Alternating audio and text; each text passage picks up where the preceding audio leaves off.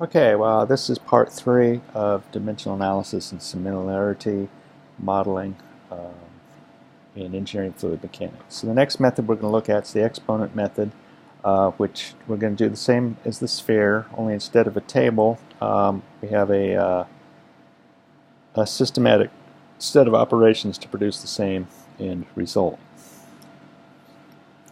So we repeat the sphere case. Drag force is some function of velocity, rho, mu, and diameter. 5 variables, 3 primary dimensions, so we expect to obtain 2 pi groups, and we need to, we're ultimately trying to apply the principle of dimensional homogeneity.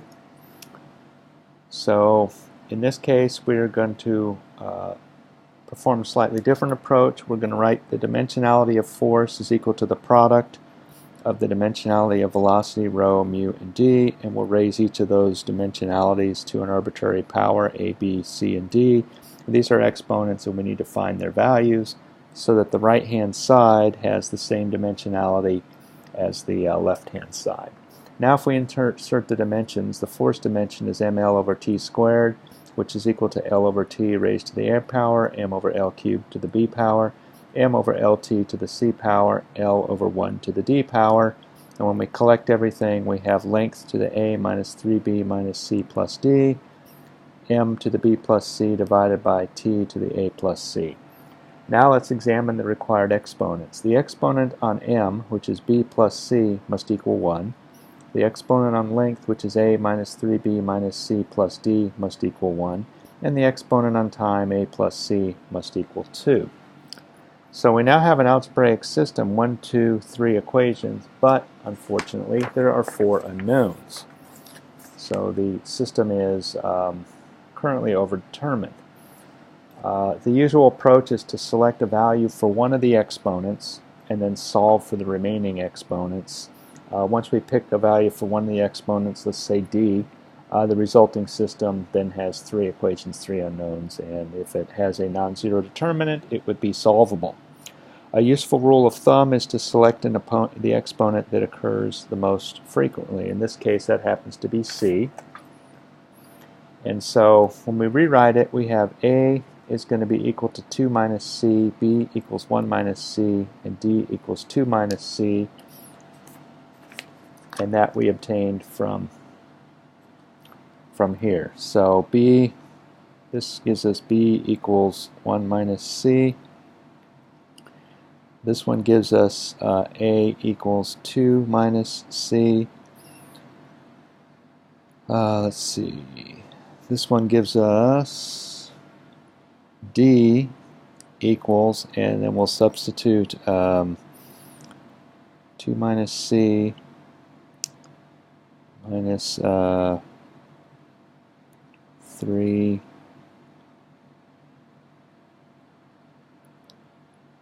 b, and then we'd put the 1 minus c in there, so it's minus 3 minus 3c minus 3c minus 1. Perform the necessary algebra, and we come up with what's left for d is 2 minus c. Okay, so that's where these come from. Now we want to substitute back into the correlation equation. So what we're doing is we're looking at that right-hand side. V to the 2 minus c, rho to the 1 minus c, mu to the c, d to the 2 minus c, and we'll try to collect terms.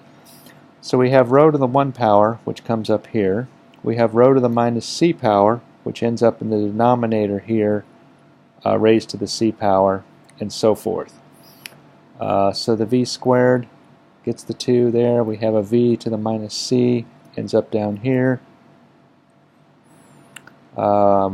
We have mu to the c power, ends up here. We have d squared, ends up here, and we have d to the minus c, ends up here.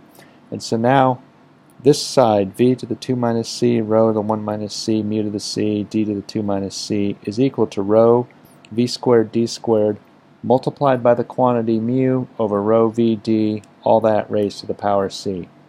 You notice that's a Reynolds number again. So at this point we don't really need to know the value of c, and we won't really know until the experiments are completed. But we can arbitrarily pick a value of 1, and our dimensional homogeneity would still be preserved. So let's go ahead and set C equal to 1. And so now the result is the drag force is equal to rho v squared d squared times mu over rho v d raised to the power c. We'll set that equal to 1, and now our resulting pi groups are obtained by move that over there into the denominator. Drag force over rho v squared d squared equals some unknown function of mu over rho v d. So this term here is pi 1, this term here is pi 2. We can establish that rho v squared d squared has the correct dimensionality. Force is mass length over time squared. Rho v squared d squared is mass over length cubed. Length squared over time squared, and length squared. And when we cancel the terms, all that's remaining is ml over t squared, which is a force. And so when this term is brought under here, that's a dimensionless group, and this is a dimensionless group. Now the actual, there's a dimensionless group, there's a dimensionless group. The actual functional form is found by experiment. So now we would have to conduct experiments again. One over the Reynolds number, drag force over rho v squared d squared, and I've drawn it as a straight line, but it might have some curvature, and so phi is whatever function best passes through our experimental data. And that is, again, how these are used. Okay, so in the actual experiment, for this case, for instance, the experimenter has to think of what's going to be easy to do. We can probably adjust the velocity to 5 or 6 values. We can certainly pick different diameter spheres quite easily. Again, adjust the diameter, repeat that a few different times. Repeat at, here I'm pretty sure I mean different temperatures to have an impact on rho and mu. That should probably be a theta there. Alternatively, we can subject it to at least one different fluid. We'd want to do that as an experimenter to be sure that our dimensionless relationship indeed incorporates the fluid properties as well as the geometric properties. But we could reduce this down to 30 experiments, 3 models, 5 flow settings, and we would use the 3 diameters to detect any curvature in the relationship, and then go ahead and curve fit the resulting relationships between the pi 1 and the pi 2 groups. And that is the essence of dimensional analysis. Okay, there's some common pi groups that occur a lot.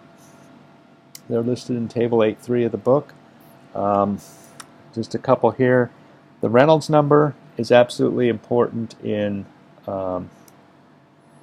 pipelines, but also nearly every other flow. Froude number is really important in open flows, pipelines, or closed flows.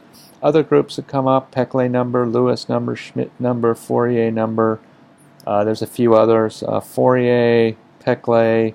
These are important in heat transfer and contaminant or dissolved constituent transport. And there's a few other numbers that occur commonly. So a lot of times when you're developing pi groups, you have some inherent knowledge that you know you should come up with Reynolds numbers. If it's open flow, you know you should get some integer multiple of a Froude number, and same thing with the other dimensionless numbers.